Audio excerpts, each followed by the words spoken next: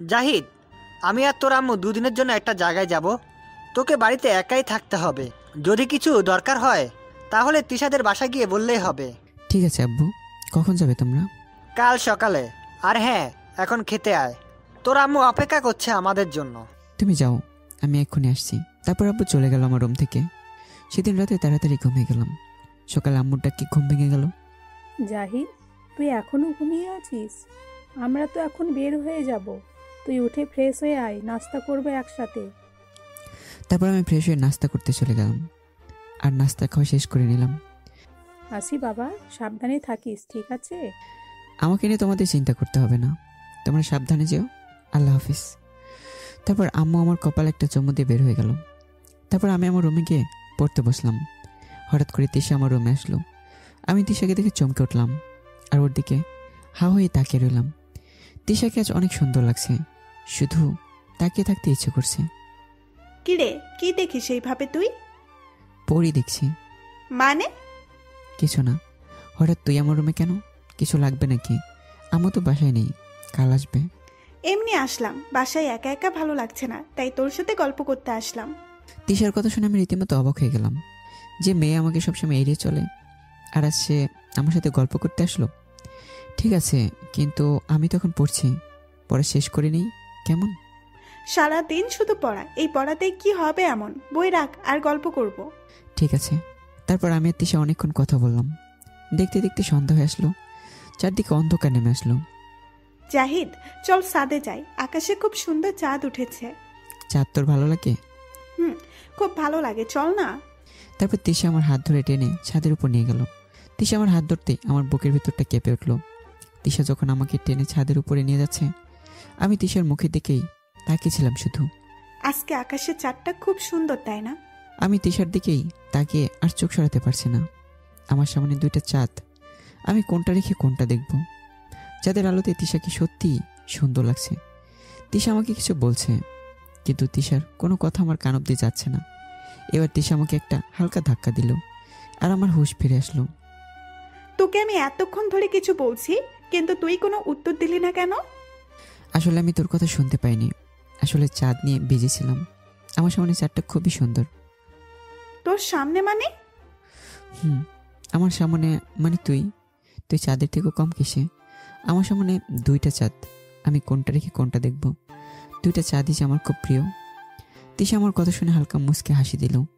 এই হাসিটার মানে আমি বুঝতে পারলাম না। অনেকক্ষণ ধরে দুজনে চুপচাপ হয়ে চাঁদের দিকে তাকিয়ে আছি। হালকা হাওয়াতে শরীর শীতল হয়ে গেছে। তিশার দিকে তাকিয়ে দেখি তিশার চুলগুলো হাওয়াতে ভাসছে, আর তিশার মুখের সামনে সবগুলো চুল আসছে। খুব ইচ্ছে করছিল ওর মুখের সামনে আসা চুলগুলো সরিয়ে দিই, কিন্তু আমি সেই সাহস পাচ্ছিলাম না। আমি তাকিয়ে রইলাম শুধু। জাহিদ, এখন আমাকে বাসায় যেতে হবে। আম্মু খুঁজে না পেলে আবার পুরো বাসা মাথায় তুলবে। ঠিক আছে, যা। তারপর তিশা আমার পাশ থেকে উঠে চলে গেল। তিশা চলে যাওয়ার পর আমি আরও কিছুক্ষণ ছাদের উপরে বসেছিলাম। তারপর নিজের রুমে গিয়ে শুয়ে পড়লাম। সকালে ঘুম থেকে উঠে ফ্রেশ হতে চলে গেলাম।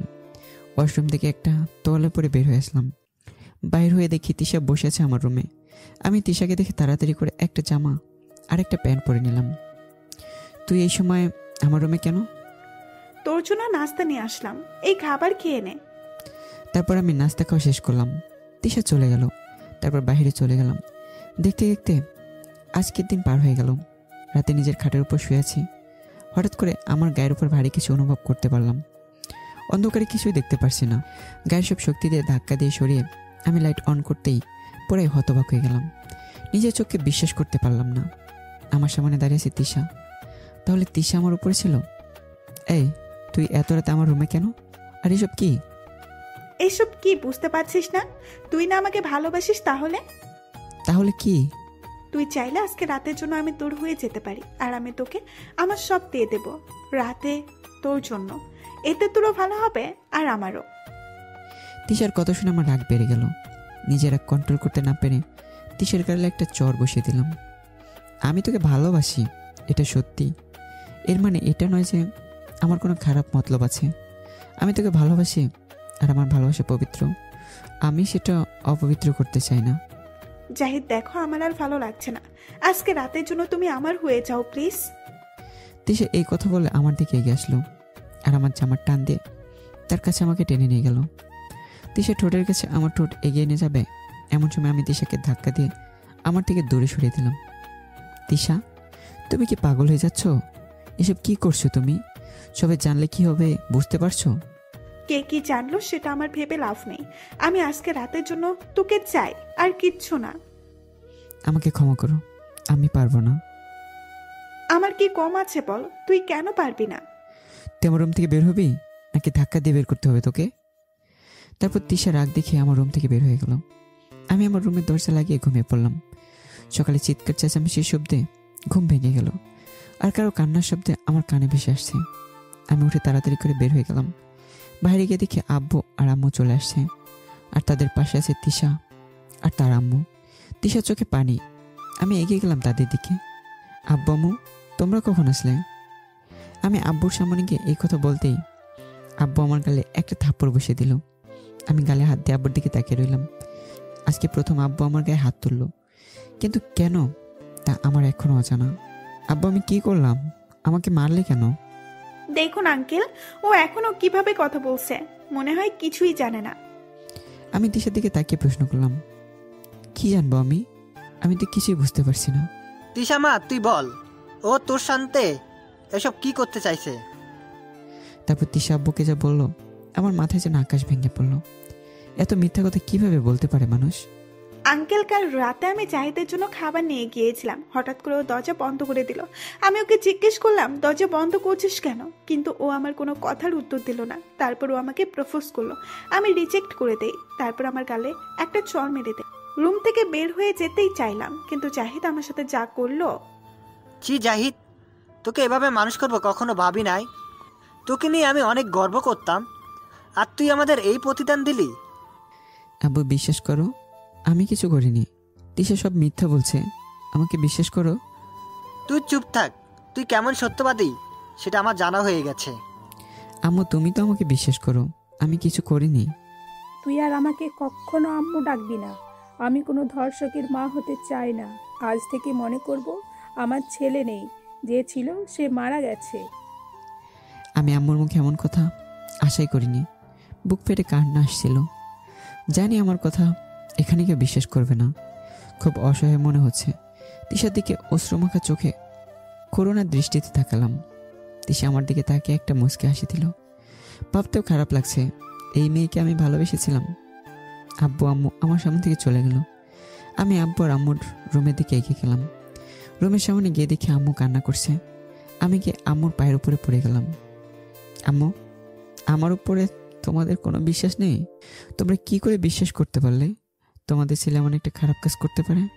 এবার আমি আম্মুকে ছেড়ে আব্বুর পা ধরে বললাম, আব্বু, তোমরা আমার কথা কেন বিশ্বাস করছো না? আমি কোনো কিছুই করিনি। আমার নামে মিথ্যা অপবাদ দিয়েছে তিশা। কাল রাতে কি হয়েছে সেটা বল তুই। কাল রাতে কি তিশা তোর জন্য খাবার নিয়ে আসে নাই? তুই ওর গায়ে হাত তুলিস নাই? কিন্তু এই কথা বলে আমি চুপ হয়ে গেলাম। আমি আর কিছুই বললাম না।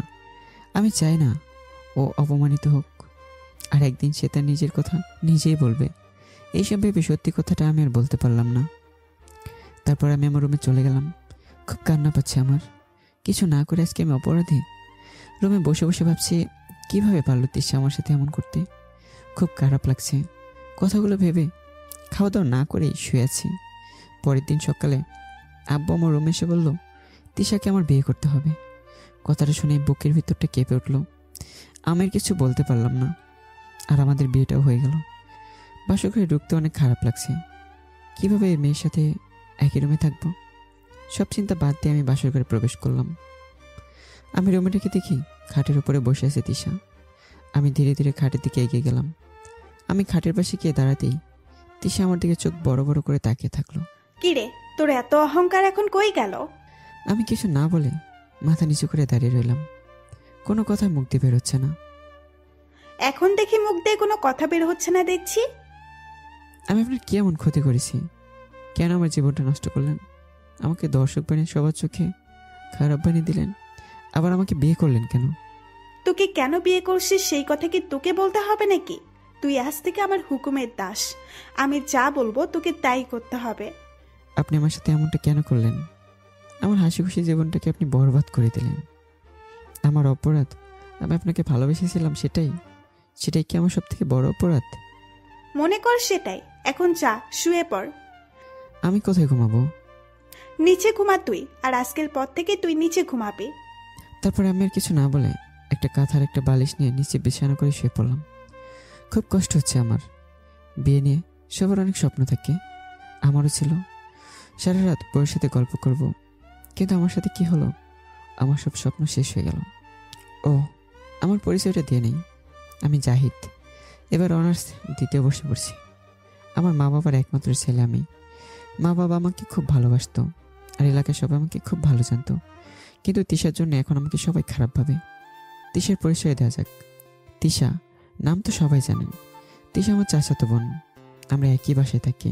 আমরা উপরতলায় আর তিশারা নিচতলায় থাকি। তিশার আমি একই ক্লাসে পড়াশোনা করি। তিশা আমার 1 বছরের ছোট। তিশা দেখতে খুব সুন্দরী, টানা টানা চোখ, গোলাপি ঠোঁট, দেখতে মনে হয় একটা পরী। যে ছেলে দেখবে সেই ছেলেই তিশার প্রেমে পড়ে যাবে। তেমন আমিও তিশার প্রেমে পড়ে গেছি অনেক আগেই। তিশাকে আমার ভালোবাসার কথা অনেকবার বলেছি, কিন্তু প্রতিবারও আমাকে অপমান করে তাড়িয়ে দিত। এবার গল্পে ফিরে আসি।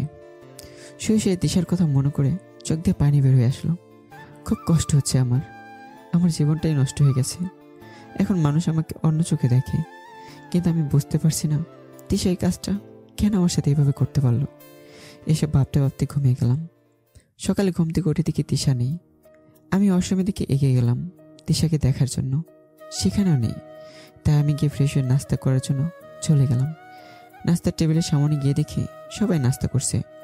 এমনটাই এর আগে কখনো হয়নি। আমাকে রেখে মা বাবা কখনো নাস্তা করেনি, কিন্তু আজ আমাকে না ডেকেই সবাই নাস্তা খেতে বসে গেছে। মন খারাপ করে একটা চেয়ার টেনে বসে পড়লাম। আমার দিকে তাকিয়ে দেখি আম্মু নিজের মতোই খাবার খাচ্ছে, আমার দিকে তাকাচ্ছেই না। আব্বু নিজের মতো করে খাচ্ছে। আব্বুর আগে কখনো আমাকে ছাড়া খেত না, আর আজ এসব ভাবতে অনেক কষ্ট হচ্ছে। নিজের খাবারই নিজে খাওয়া শুরু করলাম। একটু পরে তিশা খাওয়া দাওয়া শেষ করে উঠে রুমে চলে গেল। আমি তখনও খাচ্ছি। তিশা ভার্সিটিতে যাওয়ার জন্য রেডি হয়ে আসলো। আম্মু, আব্বু, আমি ভার্সিটিতে যাচ্ছি। দাঁড়া মা, এ টাকাগুলো তোর কাছে রেখে দে, তোর অনেক কাজে লাগবে। আর সাবধানে যেও। ধন্যবাদ আব্বু। এই বলে তিশা বের হয়ে চলে গেল। আমি নিজের রুমে গিয়ে রেডি হয়ে বের হয়ে আসলাম। আম্মু, আমি ভার্সিটি যাচ্ছি। কিন্তু আম্মু আমার দিকে একটিবারও তাকিয়ে দেখলো না। আব্বুকে বললাম। আব্বু সেম কাজটাই করলো আমার সাথে। মন খারাপ করে বাসা থেকে বের হয়ে গেলাম। পকেটে হাত দিয়ে দেখে মাত্র 10 টাকা আছে, তাই হাঁটা শুরু করে দিলাম। হাঁটতে হাঁটতে ভাবছি তিশা আবার ভার্সিটিকে সবাই কেমন নামে এসব কথা বলে দেয় কিনা। ও যে মেয়ে, সব কিছু বলেও দিতে পারে। এসে ভাবতে ভাবতে ভার্সিটির গেটের সামনে চলে গেলাম। ভিতরে ঢুকে দেখি সবাই আমার দিকে কেমন করে যেন তাকাচ্ছে। তাহলে আমার ধারণাই সত্যি হলো, তিশা সবাইকে সব বলে দিয়েছে। আমি আমার ক্লাসের দিকে যাচ্ছি, এমন সময় একটা কথা আমার কানে ভেসে আসতে আমি থমকে গেলাম। এই ছেলের থেকে দূরে থাকিস সবাই। কেন, কি হয়েছে? আরে এটা একটা ধর্ষক। ও তিশার সাথে খারাপ কাজ করতে চাইছে। কি বলিস? এই ছেলেকে তো আমি অনেক ভালো মনে করতাম, কোনো মেয়ের সাথে তেমন কথা বলতেও দেখতাম না। এই ছেলে এমন কাজ করলো? ছি, দেখে তো মনে হয় ভাজা মাছটা উল্টে খেতে জানে না। এসব কথা শুনে চোখের পানি চলে আসলো। তারপর আমি ক্লাসে চলে গেলাম। আমার কোনো ফ্রেন্ড আমার সাথে কথা বলছে না। নিজের কাছে খুব একা মনে হচ্ছে। ক্লাসে সবাই কথা বলছে আর আমার দিকে কেমনভাবে তাকিয়ে আছে। আমি মাথা নিচু করে একাই বসে আছি। তারপর স্যার এসে ক্লাস শুরু করে দিল। স্যার সব ক্লাস শেষ করে আমি ক্লাস থেকে বের হতে যাব, তখনই কেউ আমার পিছনে ধাক্কা দিল আর আমি গিয়ে একটা মেয়ের উপরে পড়লাম। মেয়েটার নাম নীলা। সরি, আমি ইচ্ছে করে কিছু করিনি, আমাকে কেউ ধাক্কা দিয়েছে। তুই তো আসলে একটা খারাপ ছেলে। মেয়ে দেখলেই তোর মাথা ঠিক থাকে না, তাই না? এ কথা বলে আমার গালে ঠাস ঠাস করে 2টা থাপ্পড় বসিয়ে দিল। আমি মাথা নিচু করে দাঁড়িয়ে রইলাম। নিজের অজান্তে চোখ দিয়ে টপ টপ করে পানি পড়তে শুরু করে দিল। তোদের মতো কিছু খারাপ ছেলের জন্যই মেয়েরা নিরাপদ নয়। তোদের মতো ছেলেদের অনেক বড় শাস্তি দেওয়া উচিত। বিশ্বাস করুন, আমি ইচ্ছে করে এসব কিছু করিনি। আমি পিছনে তাকিয়ে দেখি তিশা দাঁড়িয়ে মুসকে মুসকে হাসছে। বুঝতে পারলাম তিশা আমাকে ধাক্কা দিয়েছে। আর তিশার দিকে তাকাতেই তিশা ওখান থেকে চলে গেল। আমাকে ক্ষমা করে দিন প্লিজ, আমি ইচ্ছে করে কিছু করিনি। এইবারের জন্য তোকে ছেড়ে দিলাম। তারপরে কিছু না বলে আমি চোখ মুছে বাসার দিকে চলে গেলাম। বাসায় ঢুকে দরজায় কলিং বেল চাপ দিতেই আব্বু এসে দরজা খুলে দিল। আর দরজা খুলে আমার গালে একটা থাপ্পড় মেরে দিল। আমি গেলে হাত দিয়ে আব্বুর দিকে তাকিয়ে রইলাম। বুঝতে পারছি না আব্বু আমাকে মারলো কেন। আমি মাথা নিচু করে আব্বুর সামনে দাঁড়িয়ে রইলাম। আব্বু আমাকে কেন চড় মারলো বুঝতে পারলাম না। তুই এতটা খারাপ হয়ে যাবি কখনো ভাবি নাই। আমি কি করলাম সেটা তো বলবে। তুই মেয়েদের সম্মান করতে শিখলি না এখনো। তোকে এতদিন আমি এই শিক্ষা দিয়ে আসছি। আমার আর বুঝতে বাকি রইল না। তিশা হয়তো আব্বুকে বলে দিয়েছে সব। আমি আব্বুর পিছনে তাকিয়ে দেখি তিশা দাঁড়িয়ে আছে আর মুসকে মুসকে হাসছে। আমি আর কিছু না বলে নিজের চোখ মুছে রুমে চলে গেলাম। রুমে গিয়ে ওয়াশরুমের ভিতরে গিয়ে ফ্রেশ হয়ে বের হয়ে আসলাম। আমি বসে বসে মোবাইল টিপছি, এমন সময় তিশা রুমে আসলো। আমি তিশার দিকে তাকিয়ে আবার ফোনের দিকে চোখ দিলাম। তিশা এবার ওয়াশরুমে গিয়ে ফ্রেশ হয়ে আসলো। কিছুক্ষণ পরে আবার বের হয়ে গেল। খাবার খাওয়ার সময় হয়ে গেছে, কিন্তু আমাকে কেউ ডাকতে আসলো না। তাই নিজে চলে গেলাম খাবার খাওয়ার জন্য। গিয়ে দেখি সবাই খাবার খাচ্ছে। খুব খারাপ লাগছে দেখে, তাই খাবার না খেয়ে নিজের রুমে এসে শুয়ে পড়লাম। তুই খাটের উপরে কি করিস? তোকে না বললাম তুই নিচে ঘুমাবি, আবার খাটের উপরে আসলি কেন? আসলে কাল রাতে ঠিকভাবে ঘুমোতে পারিনি। এর আগে কখনো নিচে ঘুমাইনি তো। আমার নিচে ঘুমাতে অনেক কষ্ট হয়। তোর কষ্ট হলে আমি কি করব? যার নিচে ঘুমা।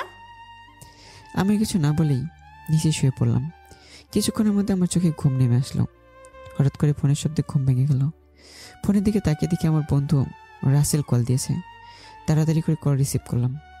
হ্যালো রাসেল, বল। তোর সাথে আমার কিছু কথা আছে, তাড়াতাড়ি করে নদীর পাড়ে আয়। ঠিক আছে, তুই বস, আমি আসছি। এই কথা বলে কল কেটে দিলাম। তারপর রেডি হয়ে চলে গেলাম নদীর পাড়ে। ওখানে গিয়ে দেখি রাসেল আমার আগে থেকে বসে আছে। ও, রাসেলের কথা তো বলাই হয়নি। রাসেল আমার সব থেকে কাছের বন্ধু। এক কথায় নিজের আপন ভাইয়ের মতোই বললে চলে। জাহিদ, তোর নামে কি সব শুনছি? এসব কি সত্যি? বুঝতে পারলাম না, কি বলছিস তুই? তুই নাকি তিশার সাথে খারাপ কাজ করতে চেয়েছিস, কথাটা কি সত্যি? আমি তো কারোর কথা বিশ্বাস হচ্ছে না আমার, কারণ আমার থেকে ভালো তোকে আর কেউ চিনে না। তুই আমাকে বল, সব কি ছিল ব্যাপারটা? আমি রাসেলের কথা শুনে মাথা নিচু করে বসে আছি। চুপ করে থাকিস না, বল আমাকে সব কিছু। ঠিক আছে, বলছি। রাসেল আমার সব কথা শুনেই চুপ হয়ে গেল। আমি জানতাম তুই কখনো কোনো খারাপ কাজ করতেই পারিস না, এখন কি করবি? দোস্ত, আমার আর এখন ভাল লাগছে না। সবাই আমাকে খুব অবহেলা করছে। কেউ আমার সাথে কথা বলে না ঠিক করে। খুব কষ্ট হয় আমার। সবাই আমাকে খারাপ চোখে দেখে। তো তুই কই যাবি? জানি না, তবে আমি এখানে থাকলে মারা যাব। এইভাবে জীবন চলে না। যেখানে মা বাবা আমার সাথে কথা বলে না, সেখানে থেকে বা কী করব বল? একটা মানুষ কত অবহেলা সহ্য করতে পারে? আমি আর পারছি না দোস্ত। তারপর আমি আমার বাসায়, আর রাসেলের বাসায় চলে গেল। বাসায় গিয়ে দেখি সবাই খাওয়া দাওয়া করে ঘুমিয়ে আছে। আমি খাবার টেবিলের সামনে গিয়ে দেখি আমার জন্য কোনো খাবারই নেই। তাই এক গ্লাস পানি খেয়ে নিজের রুমে চলে গেলাম। রুমে গিয়ে দেখি তিশা ঘুমিয়ে আছে। আমি একটা ব্যাগ নিয়ে কিছু জামা কাপড় নিয়ে রুম থেকে বের হয়ে গেলাম। আব্বু আম্মুর রুমের সামনে গিয়ে দাঁড়ালাম। আব্বু আম্মু ঘুমিয়ে আছে। আমি আর তাদের কাছে গেলাম না। নিজের চোখ মুছে বাসা থেকে বের হয়ে গেলাম। এই শহর থেকে আমি অনেক দূরে চলে যাব। আমি চলে গেলাম রেল স্টেশনে। তারপর একটি টিকিট কাটলাম চট্টগ্রামে যাওয়ার জন্য। তারপর একটা ব্রেঞ্চের উপরে গিয়ে বসলাম।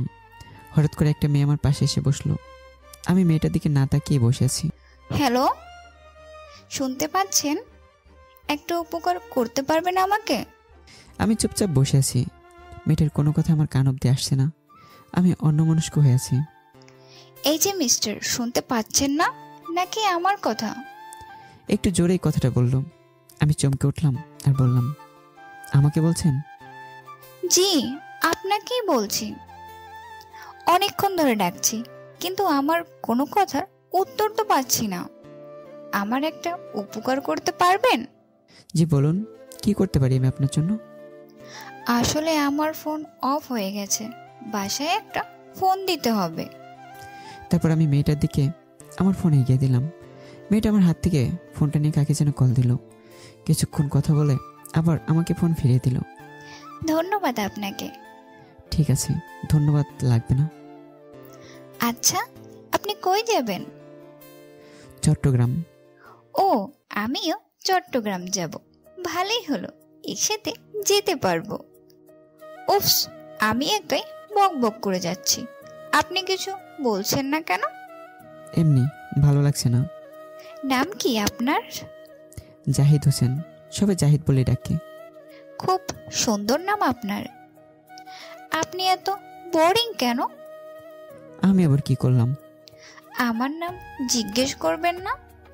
ও, নাম কি আপনার? আমার নাম নূপুর। ও, আচ্ছা, আপনি চট্টগ্রাম কই যাবেন? ওখানে কি আপনার কেউ আছে? না। তাহলে থাকবেন কোথায়? পরিচিত কেউ না থাকলে তো সমস্যা হবে। এমন সময় ট্রেন চলে আসলো। আমি আর উত্তর না দিয়ে হাঁটা শুরু করে দিলাম। গিয়ে ট্রেনের উপরে উঠে বসলাম। দেখি মেয়েটা আমার পাশের সিটেই এসে বসেছে। এই, আপনি আমাকে না ডেকে একাই চলে আসলেন কেন? আপনি তো আজব মানুষ একটা। ডাকার কি আছে? ট্রেন আসছে, আপনি তো দেখতেই পাচ্ছেন। তাও আপনার তো আমাকে ডাকার দরকার ছিল। আমি মনে মনে ভাবছি, এই মেয়ে এত কথা কিভাবে বলতে পারে? আল্লাহ জানে আমার কি হাল করবে।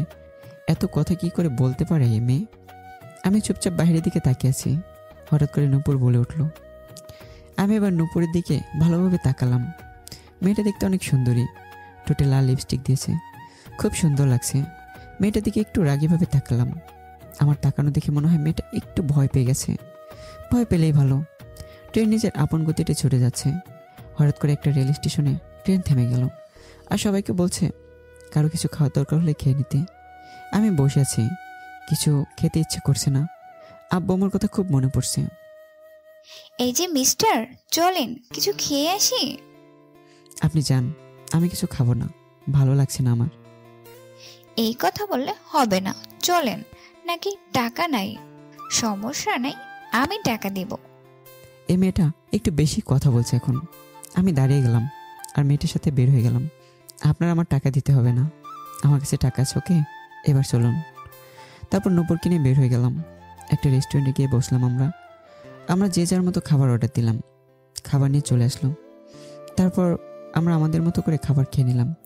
কিছুক্ষণ পরে রেস্টুরেন্টের লোক আসলো বিল নিতে। আমি আমার বিল দিয়ে বসে আছি। নূপুর নিজের ব্যাগ খুলে দেখে কোনো টাকা নেই তার ব্যাগে। আমার টাকা কই গেল? আমার ব্যাগে তো অনেক টাকা ছিল, এখন আমার টাকা কই গেল? কি হয়েছে আপনার? আমার ব্যাগে কোনো টাকা নেই, মনে হয় চুরি হয়ে গেছে। কথাটা শুনে অজানাভাবে আমার মুখে একটা হাসি চলে আসলো। মেয়েটা একটু আগে বলেছে আমার খাওয়ার বিল দেবে, আর এখন নিজেরটাই দেবে। নূপুর আমার দিকে তাকিয়ে রাগীভাবেই বলল, এইভাবে হাসির কি আছে? মানুষ বিপদে পড়লে তাকে সাহায্য করতে হয়। আপনি আমার বিলটা দিয়ে দেন, আমি চট্টগ্রাম গেলেই সব বিল পরিশোধ করে দেব। ঠিক আছে, দিয়ে দেবেন কিন্তু। আরে দিয়ে দেব তো বললাম। তারপর আমি নূপুরের বিল মিটিয়ে দিয়ে আমরা আবার ট্রেনে এসে বসলাম। নূপুরের দিকে তাকিয়ে দেখে মন খারাপ করে বসে আছে। তাতে আমার জন্য একটু ভালোই হলো। অন্তত এখন চুপ করে তো থাকবে। এখন একটু ভালোই লাগছে। আল্লাহ, একটা মেয়ে কীভাবে পারে এত কথা বলতে? আমি বাইরের দিকে তাকিয়েছি। হঠাৎ করে নূপুর আবার বলে উঠল, এই যে মিস্টার, আপনি এমন কেন? কেমন আমি?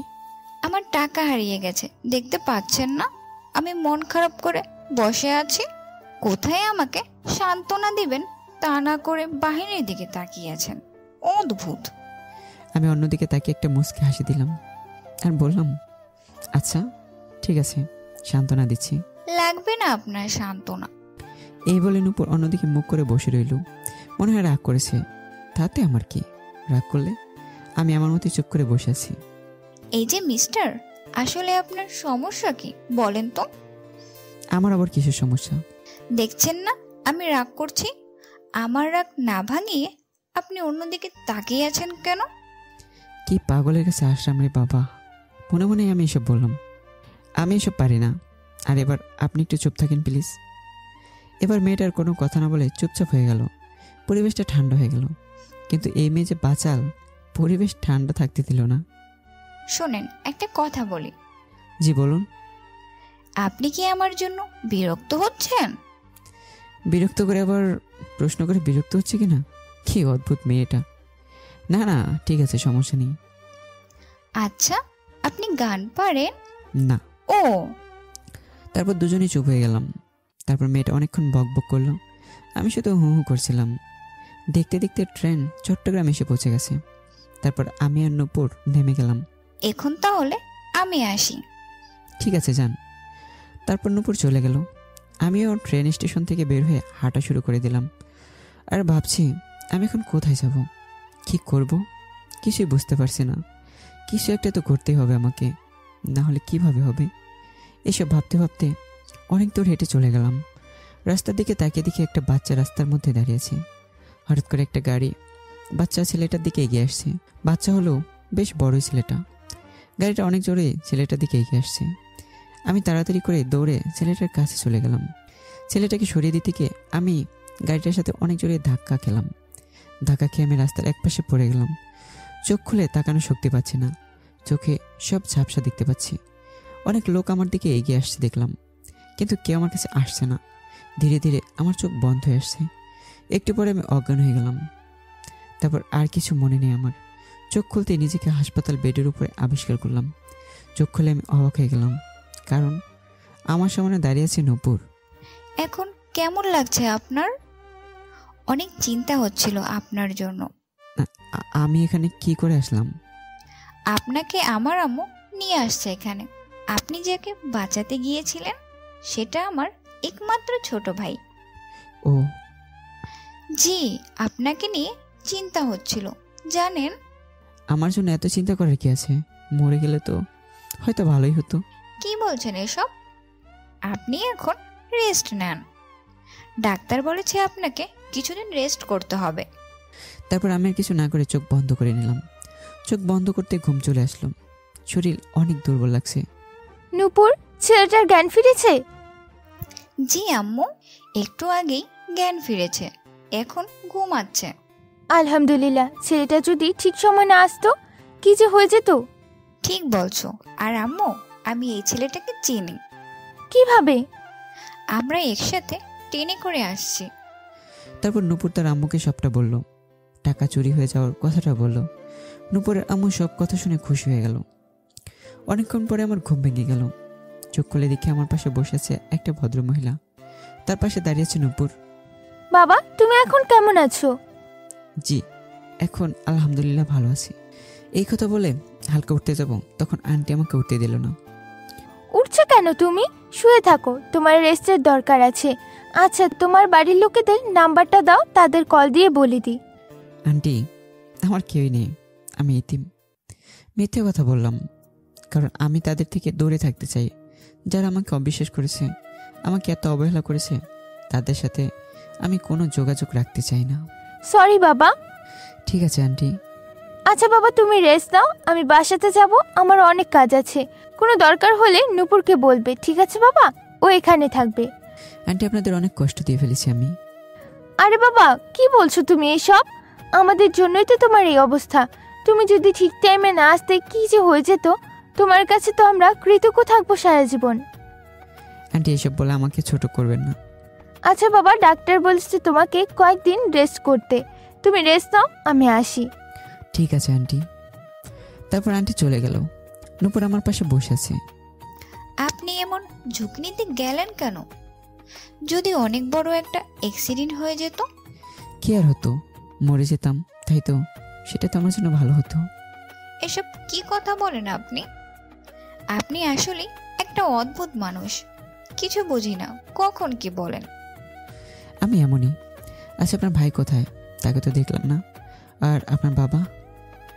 আমার বাবা নাই, আর ছোট ভাই স্কুলে। ও, বাবা নাই মানে? আসলে আমার বাবা অনেক আগেই মারা গেছে। বাবা মারা যাওয়ার পর থেকেই মা আমাদের দেখাশোনা করে। বাবার অভাব কখনো বুঝতে দেয়নি, তবুও মাঝে মাঝে বাবার জন্য মন খারাপ হতো। ও সরি, আমার জন্য আপনার মন খারাপ হয়ে গেল। না না, ঠিক আছে। আমার তো মা আছে, আপনার তো তাও নেই। আপনি তো আমার থেকেও দুঃখী। আমার কিছু না বলে চুপ হয়ে রইলাম। দেখতে দেখতে দুপুরে আসলো। তারপর নূপুর নিজের হাতে আমাকে খাইয়ে দিল, ওষুধও খাইয়ে দিল।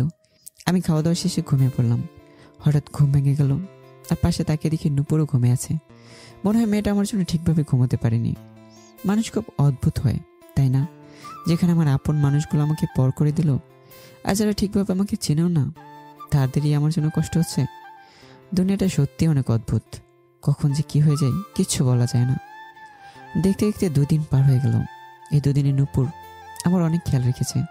সবসময় আমার পাশে বসেছিল, আমার খাওয়া দাওয়া সব নিজের হাতে খাইয়ে দিয়েছে। আমি এখন আগের থেকে অনেকটা সুস্থ। আন্টি আমাকে দেখতে আসছে। কেমন আছো বাবা? জি আন্টি, এখন আলহামদুলিল্লাহ অনেক ভালো আছি। ডাক্তারের সাথে কথা বললাম, ডাক্তার বলেছে তুমি এখন অনেক সুস্থ, তোমাকে বাসায় নিয়ে যাওয়া হবে। আন্টি সব কথা বলছে, তখন হঠাৎ করে ডাক্তার ভিতরে চলে আসলো। আপনি এখন অনেকটাই সুস্থ, এবার বাসায় চলে যেতে পারেন, তবে সাবধানে থাকবেন আরো কয়েকদিন। আমি মাথা নাড়ালাম। আপনি এত তাড়াতাড়ি সুস্থ হয়ে যাবেন আমি ভাবতেও পারি নাই। যা হয়েছে সব নূপুরের জন্য হয়েছে। সব সময় তোমার কেয়ার করছে, একটু পর পর এসে এসে আমায় বিরক্ত করছে। ডাক্তারের কথা শুনে আমি নূপুরের দিকে তাকালাম। আমার চোখে চোখ পড়তেই মেয়েটা লজ্জা পেয়ে গেল। ডাক্তার আরও কিছু কথা বলে চলে গেলেন। এবার আমি উঠে বসলাম। তারপর নিচে নেমে হাঁটতে যাব, তখনই আন্টি বলল, আরে তুমি কই যাও এই অবস্থায়? ডাক্তার বলেছে আমি তো এখন সুস্থ, তো আর এখানে থেকে কি করব, তাই চলে যাচ্ছি। তুমি কোথায় যাবে শুনি? জানি না কোথায় যাব, তবে কিছু একটা তো করতে হবে। এই আপনাকে কোথাও যেতে হবে না, আমাদের বাসায় চলুন।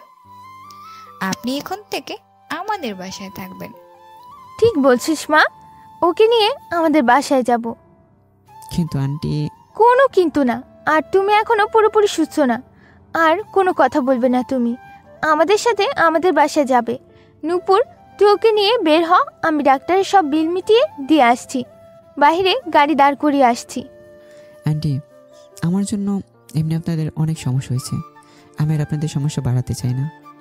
আমি যেটা বলছি সেটাই হবে। নূপুর তুই ওকে নিয়ে গাড়িতে বস যা। জি আম্মু, ঠিক আছে। তারপর আন্টি আমাকে কিছু বলতে না দিয়েই আমার কেবিন থেকে বের হয়ে গেল। আমি আর কিছু না বলে নূপুরের সাথে গাড়ি থেকে বসলাম। কিছুক্ষণ পরে আন্টি বের হয়ে আসলো। আশেপাশে তো গাড়ির ড্রাইভারকে দেখতে পাচ্ছি না। আমি এদিক ওদিক তাকাচ্ছি। কি হয়েছে আপনার? এদিক ওদিক কি দেখছেন? আসলে গাড়ির ড্রাইভারকে দেখতে পাচ্ছি না। আন্টি তো চলে আসছে, ড্রাইভার কই গেছে? নূপুর আমার কথা শুনে একটা মুচকি হাসি দিয়ে বলল, এই গাড়ির ড্রাইভার আমার আম্মু, আর এটা আমাদের গাড়ি। এই গাড়ি আম্মু ছাড়া আর কেউ ইউজ করে না। এটা আমার আব্বুর প্রিয় গাড়ি ছিল। ও আচ্ছা। তারপর আন্টি ড্রাইভিং সিটে বসে গাড়ি চালাতে শুরু করে দিলেন। কিছুক্ষণ পরে একটা বড় বাড়ির সামনে এসে গাড়ি দাঁড়ালো। বাড়িটা অনেক বড় আর খুব সুন্দর। তারপর সবার সাথে আমি বাসায় গিয়ে ঢুকলাম। নূপুর তোর পাশের রুমটাতে ওকে থাকতে দিবি, যা এখন ওকে নিয়ে ওর রুমে যা, ওর রেস্টের দরকার এখন। ঠিক আছে আম্মু। তারপর নূপুর আমাকে নিয়ে একটা রুমে গেল। রুমটা খুব সুন্দর করে সাজানো আছে, খুব ভালোই লাগছে রুমটা। রুম পছন্দ হয়েছে আপনার? জি, খুব সুন্দর রুমটা। ঠিক আছে, আপনি এখন রেস্ট নেন, আর আমি পাশের রুমে আছি। কোনো দরকার হলে আমাকে ডাকবেন, ঠিক আছে? আচ্ছা ঠিক আছে।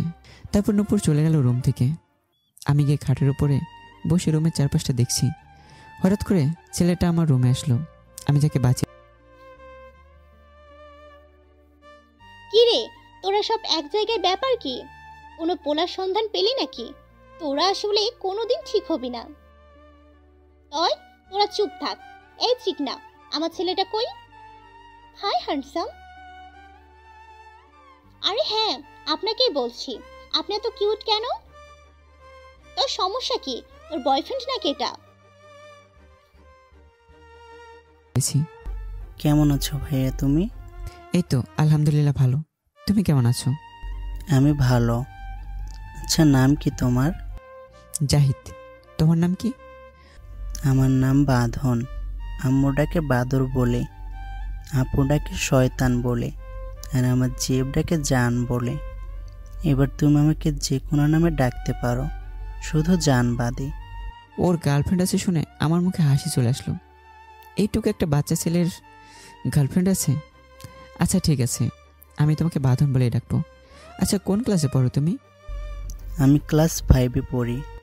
আর তোমার জেব কোন ক্লাসে পড়ে? সে ক্লাস 3-তে পড়ে।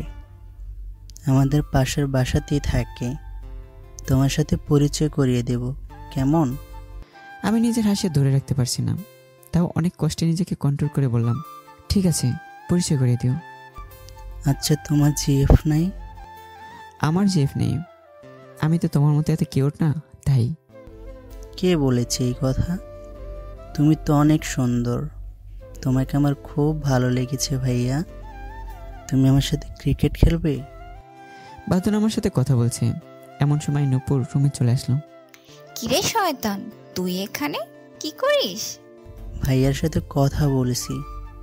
এখন নিজের রুমে যা আর পড়তে বস। তুই যা, আমি কথা বলছি, দেখিস না? যাবি রুম থেকে নাকি আম্মুকে ডাক দেবো? যাচ্ছি যাচ্ছি। বাদন চলে যাওয়ার আগে আমার কানের কাছে ফিসফিস করে বলল, আমার আপুকে কিছু বলবেন না কিন্তু। এই কথা বলে দৌড়ে চলে গেল। ও আপনাকে কি বলেছে? তেমন কিছু না, বাদ দেন। ঠিক আছে, আপনি এখন রেস্ট নেন, দুপুরে ডাক দেব। তারপর নূপুর চলে গেল, আমিও ঘুমিয়ে পড়লাম। ঘুম ভেঙে গেল নূপুরের ডাকে। উঠে ফ্রেশ হয়ে নিলাম, তারপর খাবার খেতে চলে গেলাম সবার সাথে। খাওয়াতে শেষ করে নিজের রুমে বসে রইলাম। নূপুর ওষুধ নিয়ে আমার রুমে আসলো, নিজের হাতে আমাকে খাইয়ে দিল। তারপর আমি ঘুমিয়ে পড়লাম। দেখতে দেখতে আরও 2 দিন কেটে গেল। রাতের খাবার খেয়ে এসে রুমে বসে আছি। আজকে কেন জানি আব্বু আম্মুর কথা খুব মনে পড়ছে। আম্মুর সাথে কথা বলতে খুব ইচ্ছে করছে, তারা হয়তো ভালোই আছে আমাকে ছাড়া। মন খারাপ করে রুমে বসে আছি, তখন নূপুর আমার রুমে আসলো। এই যে মিস্টার, কি করছেন আপনি? কিছু না। মন খারাপ নাকি আপনার? না, এমনি ভালো লাগছে না আমার। শরীর খারাপ নাকি আপনার? ও আচ্ছা, বাদ দিন। ছাদে যাবেন, আকাশে আজ খুব সুন্দর চাঁদ উঠেছে। ঠিক আছে, চলুন। তারপর আমি নূপুরের সাথে ছাদে চলে গেলাম। তারপর গিয়ে ছাদে এক কোণে গিয়ে আমরা দাঁড়িয়ে আছি। আমি অপলকভাবে চাঁদের দিকে তাকিয়ে আছি। চাঁদ আমার এমনি আগে থেকেই খুব ভালো লাগে। চাঁদ আপনার কাছে কেমন লাগে?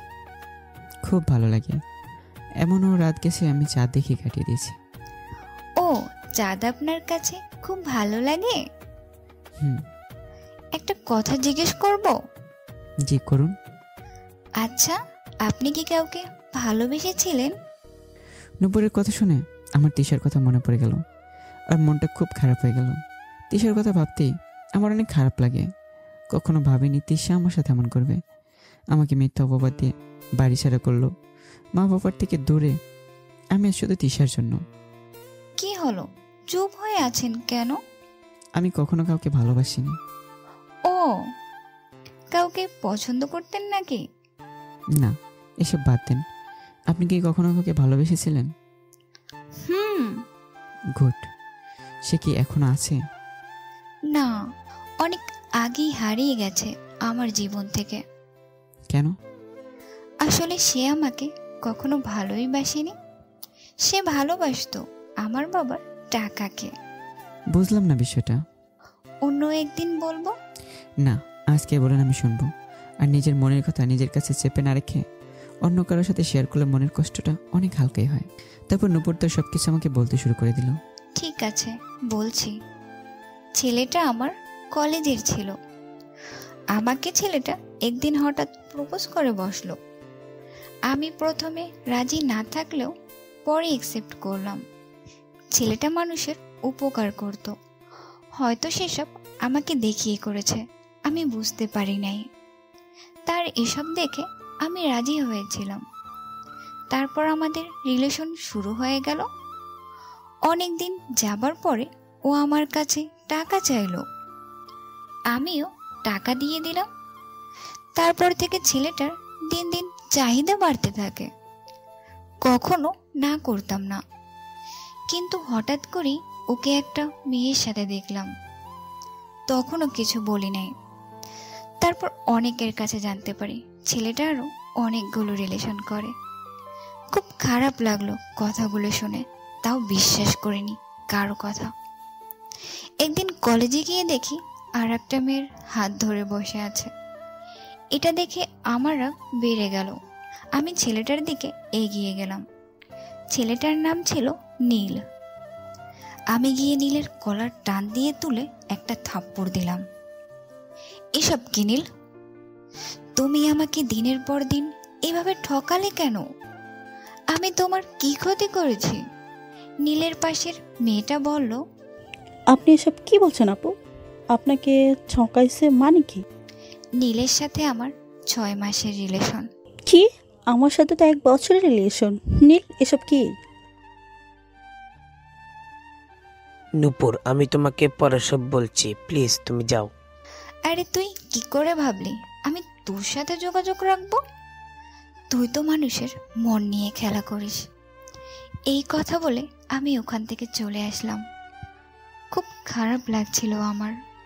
তারপর ও আমাকে অনেকগুলো কল দিল, আমি রিসিভ করি নাই।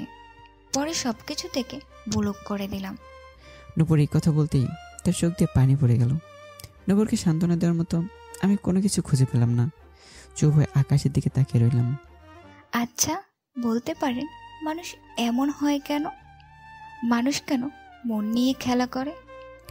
আমি নূপুরের দিকে তাকিয়ে দেখি ওর চোখে পানি। আমি নূপুরের চোখের পানি মুছে দিলাম। আজ প্রথম নূপুরকে স্পর্শ করলাম।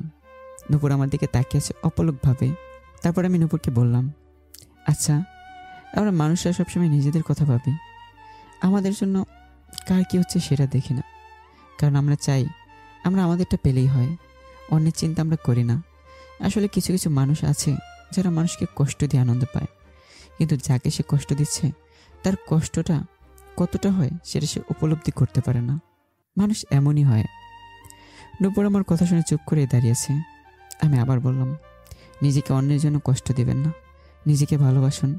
আর যে আপনাকে কষ্ট দেবে তাকে দেখিয়ে দিন আপনার কোনো কষ্ট নেই। মানুষের সামনে কখনো নিজের কষ্ট দেখাবেন না, কারণ এই দুনিয়ার মানুষগুলো অদ্ভুত হয়, এরা অন্যের কষ্ট দেখে মজা নেয়। তা ঠিক, আমি সেটা বুঝতে পারছি, তাই এই কথা আর কাউকে বলিনি। আজ আপনাকে বললাম, কিন্তু কেন বললাম নিজেও জানি না। বাদ দেন এসব কথা। একটা কথা জিজ্ঞেস করব? জি করুন। আসলে আপনাকে দেখলে আমার কেন জানি মনে হয় আপনার জীবনে অনেক কষ্ট লুকিয়ে আছে, কিন্তু আপনি আমাকে তা বলছেন না। না, আমার জীবনে কোনো কষ্ট নেই। অনেক রাত হলো, এবার যেতে হবে। ঠিক আছে, চলুন তাহলে। তারপর আমি আর নূপুর গেলাম যে যার রুমে। আমি আমার রুমে গিয়ে খাটের উপর শুয়ে আছি। কিছু ভালো লাগছে না। মা বাবাকে ছেড়ে আজকে অনেক দিন ধরে অনেক দূরে আছি। জানি না আমার মা বাবা কেমন আছেন, তারা কি আমার খোঁজ করছে, নাকি এখন আমার উপর অভিমান করে বসে আছে। হয়তো অভিমান করেই আছে, অভিমান তো করারই কথা, কিন্তু আমি যে সব সহ্য করতে পারছি না। অবহেলা সহ্য করার ক্ষমতা আমার নেই। এইসব ভাবতে ভাবতে কখন যে ঘুমিয়ে পড়লাম নিজেও জানি না। সকালে কারোটাকে ঘুম ভেঙে গেল, তাকে দেখে নূপুর আমার সামনে দাঁড়িয়ে আছে। নূপুরকে দেখে আমি চোখ সরাতে পারছি না। মনে হয় আমার সামনে একটা লাল পরী দাঁড়িয়ে আছে। আমি হা হয়ে তাকিয়ে আছি ওর দিকে। এইভাবে তাকিয়ে থাকলে মশা যাবে মুখে। নূপুরের কথা শুনে আমি চোখ সরিয়ে নিলাম। একটু তো লজ্জা পেলাম, কিন্তু ওকে বুঝতে দেইনি। তাড়াতাড়ি করে উঠুন, আপনাকে এক জায়গায় বিয়ের দাওয়াত খেতে যাব। আম্মু আর বাঁধনও আমাদের সাথে যাবে। সবাই রেডি হয়ে আছে। এই জামা পরে রেডি হয়ে আসুন, আমরা অপেক্ষা করে বসে আছি। তারপর নূপুর আমার রুম থেকে বের হয়ে গেল। আমি পাশে তাকিয়ে দেখি অনেকগুলো নতুন জামা প্যান্ট এনে রেখেছে। আমি গিয়ে ফ্রেশ হয়ে রেডি হয়ে নিচে চলে আসলাম। নূপুর আমাকে দেখে আমার দিকে তাকিয়ে আছে। আসলে আজকে একটু বেশি পরিপাটি হলাম। তোমাকে আজ খুব সুন্দর লাগছে জাহিদ। চলুন এখন। তারপর আমরা সবাই বের হয়ে গেলাম। নূপুর গিয়ে ড্রাইভিং সিটে বসলো, আমাকে ডাক দিয়ে তার পাশে বসালো। তারপর নূপুর নিজের মতো গাড়ি চালাতে শুরু করে দিল। বিয়ে বাড়িতে গিয়ে জানতে পারলাম নূপুরের বান্ধবীর বিয়ে। নূপুরের অনেক বান্ধবী এখানে এসেছে। সবাই আমাদের দেখে এদিকে এগিয়ে আসলো। ভাই কি বলবো, মেয়েগুলো এত কিউট, আমি সবগুলোর উপরে ক্র্যাশ খেয়ে গেলাম। আন্টি আমাদের আগেই ভিতরে চলে গেল বাঁধনকে নিয়ে। আমি আর নূপুর পরে গেলাম। নূপুর আর আমি ভিতরে ঢুকতে সবাই আমার দিকে এগিয়ে আসলো। মেয়েগুলো আমার দিকে তাকিয়ে আছে। তারপর নূপুর সবার সাথে আমার পরিচয় করে দিল। নূপুরের ডাক পড়ল, তাকে তার আম্মু ডাকছে। নূপুর চলে গেল। আমি গিয়ে একটা চেয়ারে বসে রইলাম। নীল আমার দিকে এগিয়ে আসলো। হাই, আমি নীলা। এই যে মিস্টার, আপনি কি সিঙ্গেল? কেন? এমনি। আপনার নাম্বারটা কি দেওয়া যাবে? এমন সময় আরেকজন চলে আসলো। এসে বলছে, কি রে নীলা, তুই আমার ক্রাশের সাথে কিসের কথা বলিস? আমি এদের কথা শুনে অনেকটা অবাক হয়ে গেলাম। এরা আমার সামনে ঝগড়া শুরু করে দিল। আমি ওখান থেকে সরে গিয়ে অন্য একটা জায়গায় গিয়ে বসলাম। আমি হালকা একটু দূরে গিয়ে বসে আছি, কিন্তু তাদের কথা আমি শুনতে পারছি। নীলা তার বান্ধবীদের বলছে, সবাই জেনে রাখো, এটা তোদের দুলা ভাই, কেউ নজর দিবি না কিন্তু। এমন সময় নূপুর চলে আসলো। নূপুর এসে দেখে এরা সবাই ঝগড়া করছে। নূপুর ওদের কাছে চলে গেল। কি রে, তোরা ঝগড়া করিস কেন? কি হয়েছে তোদের? দোস্ত, তুই আমাকে একটা হেল্প করবি? কি হেল্প? জাহিদের সাথে আমি রিলেশনটা করিয়ে দে দোস্ত, ওকে আমার খুব ভালো লাগে, প্লিজ। নূপুর এদের কথা শুনে জেলাস ফিল করছে, আর একের পর এক সবাই বলতে থাকে, দোস্ত দে না প্লিজ। এই, তোরা চুপ থাকবি, বেশি কথা বলছিস। আচ্ছা, কনক কই? ওকে তো দেখতে পাচ্ছি না। ওকে আসবে না নাকি? বসে আসছে, রাস্তায় আসে, চলে আসবে এখনই। বলতে বলতে কনক চলে আসলো। কনককে দেখে সবাই এগিয়ে গেল। কি রে, তোরা সব এক জায়গায় ব্যাপার কি? কোনো পোলার সন্ধান পেলি নাকি? তোরা আসলে কোনোদিন ঠিক হবি না। দোস্ত, নূপুর একটা ছেলেকে নিয়ে আসছে, খুব কিউট। ওই, তোরা চুপ থাক। এই চিকনা, আমার ছেলেটা কই? নীলা হাত দিয়ে কনককে দেখিয়ে দিল আমাকে। এবার কনক আমার দিকে এগিয়ে আসলো। Hi handsome. আমাকে বলছেন নাকি? আরে হ্যাঁ, আপনাকেই বলছি। আপনি এত কিউট কেন? মেয়েটার কথা শুনে আমি পরে আবুল হয়ে তাকিয়ে রইলাম। এবার নূপুরও এগিয়ে আসলো। তোরা সবাই কি শুরু করলি এসব? মাথা খারাপ নাকি তোদের? তোর সমস্যা কি? তোর বয়ফ্রেন্ড নাকি এটা? আর তোদের দুলা ভাই? এবার চুপ থাক। আমি নূপুরের কথা শুনে হালকা অবাক হলাম, তাও কিছু বললাম না। বুঝতে পারছি হয়তো এই লেডিগুলোর হাত থেকে বাঁচাতে এসব বলছে, তাই কিছু মনে করলাম না। তবে মেয়েগুলো অনেক কিউট, ক্রাশ খাওয়ার মতো। তবে সবার থেকে বেশি সুন্দর লাগছে নূপুরকে। বিয়ে মোটামুটি শেষ হয়ে আসলো, এবার আমরা চলে যাব। এমন সময় সবাই আমার দিকে এগিয়ে আসলো। এরা এসে আবার ঝগড়া শুরু করে দিল। সবার মুখে আচমকায় কি যেন পড়লো, সাথে সাথে মুখ ধুয়ে ফেলেছে। বিশ্বাস করেন, এই দৃশ্য দেখার জন্য আমি মোটেও প্রস্তুত ছিলাম না। আমি যাদের উপর ক্রাশ করলাম তাদের আসল মুখ দেখে ভূত দেখার মতো অবস্থা হয়ে গেল আমার। কি আর বলবো, এই জন্য আটা ময়দার এত চাহিদা। বিয়ে শেষ হতে হতে রাত হয়ে গেল। তারপর আমরা গাড়িতে উঠে বাসায় চলে এলাম।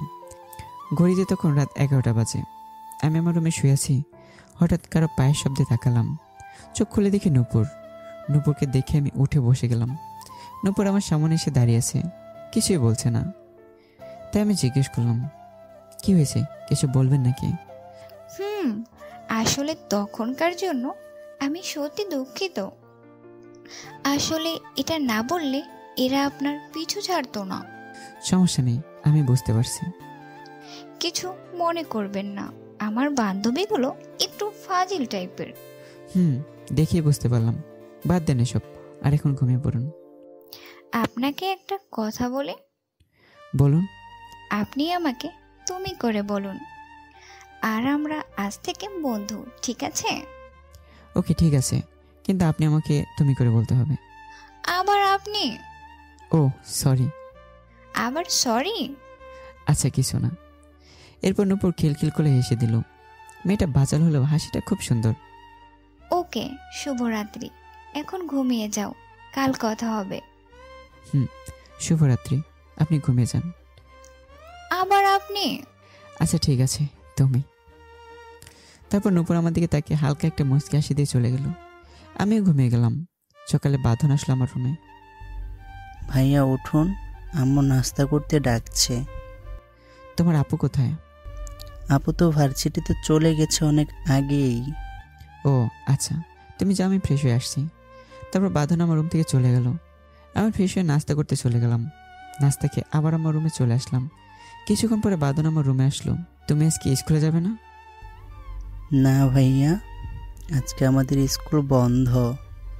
আজকে আমার জিএফের সাথে আপনার পরিচয় করিয়ে দেব। ওকে ঠিক আছে, তাকে ডেকে নিয়ে আসো। বাঁধন এক ধরে আমার রুম থেকে বের হয়ে গেল। কিছুক্ষণ পর একটা মেয়েকে নিয়ে আসলো। মেয়েটা দেখতে খুব মিষ্টি, মাঝখানে দাঁত নেই, তবুও খুব মিষ্টি একটা মেয়ে। দুজন আমার পাশে এসে বসলো। আমি মেয়েটাকে জিজ্ঞেস করলাম, নাম কি তোমার? আমার নাম আলিশা। খুব মিষ্টি নাম তোমার। তুমি যেমন মিষ্টি তোমার নামটাও তেমন মিষ্টি। এই কথা বলে আমি বাঁধনের দিকে তাকালাম। বাবারে, ও দেখছি ফুলছে। এইটুকু ছেলের কি জেলাস। তোমার যেহেতু অনেক কিউট, আমাকে দিবে নাকি? এই তুমি কিন্তু বেশি করছো। তোমাকে আমি ভালো মনে করেছি, এখন তো তুমি আমার জেফের দিকে নজর দিলে। ওর কথা শুনে আমি নিজের হাসি চেপে রাখতে পারলাম না। তো অনেক কষ্টে মুখে হাত দিয়ে হাসিটা আটকে রাখলাম। নিজের শয়তানিটা আর ধরে রাখতে পারলাম না। আসলে এখনকার যুগে ছেলেমেয়েরা মনে হয় জন্মানোর পর থেকেই প্রেম ভালোবাসা বুঝেছে। তোমার গার্লফ্রেন্ড তো অনেক ছোট, আমাকে দিয়ে দাও, আমি বড় করে তোমাকে আবার দিয়ে দেবো। আর আলিশা, তুমি এত মিষ্টি কেন? ও বাবা, মেয়েদিকে লজ্জা পেয়ে গেল আর দাঁত বের করে হেসে দিল। আলিশা, তোমার দাঁতটা কে নিয়ে গেছে? বাঁধন নাকি? না, আমি চকলেট বেশি খাই, তাই দাঁত পড়ে গেছে। এত চকলেট খাও কেন তুমি? বাঁধন আমাকে এনে দেয় আর আমি খাই, খুব মজা লাগে। ও আচ্ছা, ঠিক আছে। তোমরা দুজনে বড় হলে আমি তোমাদের বিয়ে দিয়ে দেবো, ঠিক আছে? এবার বাঁধনের দিকে তাকিয়ে দেখেও হাসছে। ওদের এসব দেখে আমার অবস্থা খারাপ। ঠোঁট চেপে হাসি ধরে রাখলাম। তারপর দুজনকে বললাম, এখন খেলতে যাও। তারপর দুজনে চলে গেল। ওদের কথা মনে পড়ে গেল আর নিজে নিজে হেসে দিলাম। কিছুক্ষণ পরে নূপুর বাসায় আসলো। এসেই আগে আমার রুমে চলে আসলো। সরি, তোমাকে না বলে চলে গিয়েছিলাম। ঠিক আছে, সমস্যা নেই। আচ্ছা বসো, আমি ফ্রেশ হয়ে আসছি। তারপর নূপুর চলে গেল। কিছুক্ষণ পর আবার ফিরে আসলো। কাল থেকে তুমি আমার সাথে ভার্সিটি যাবে, ওকে? আজকে তোমার ব্যাপারে কথা বলে আসলাম। তোমাকে না জানিয়েই এসব করে ফেললাম। নূপুরের কথা শুনে আমি একটু না অনেক অবাক হয়ে গেলাম। ও কি করে জানে আমি আর ও একই ক্লাসের? তাহলে কি নূপুর আমার ব্যাপারে সব জেনে গেছে? আমি জানি তুমি এখন কি ভাবছো। আমি হালকা ভয় পেয়ে জিজ্ঞেস করলাম, কি?